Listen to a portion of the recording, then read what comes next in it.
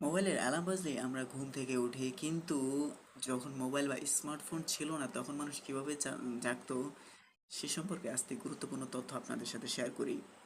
সবচেয়ে চমকপ্রদ ঘটনা ঘটেছিল ব্রিটেনে। সে সময় কারখানায় শ্রমিকরা ঠিকমতো পৌঁছাতে না পারলে উৎপাদন ক্ষমতা ব্যাহত হতো। শ্রমিকদের ঘুমানোর জন্য রীতিমতো লোক ভাড়া করা হতো। তাদেরকে বলা হতো নকর আপার।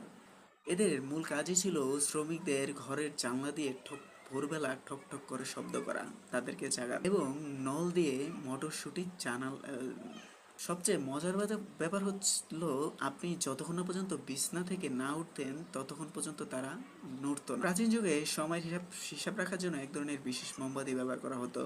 মোমবাতির গায়ে নির্দিষ্ট দূরত্ব রেখে পেরেক মারা হতো। চলতে যখন পেরেক পড়ে যেত, ট্রেতে পড়ে যে আওয়াজ হতো সেখান থেকেই ঘন্টা নির্ধারণ করা হতো।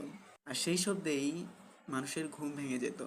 এই দুটি পদ্ধতি আপনার কাছে কোন পদ্ধতিটা সবচেয়ে মজার ব্যাপার হলো কমেন্টসে জানান।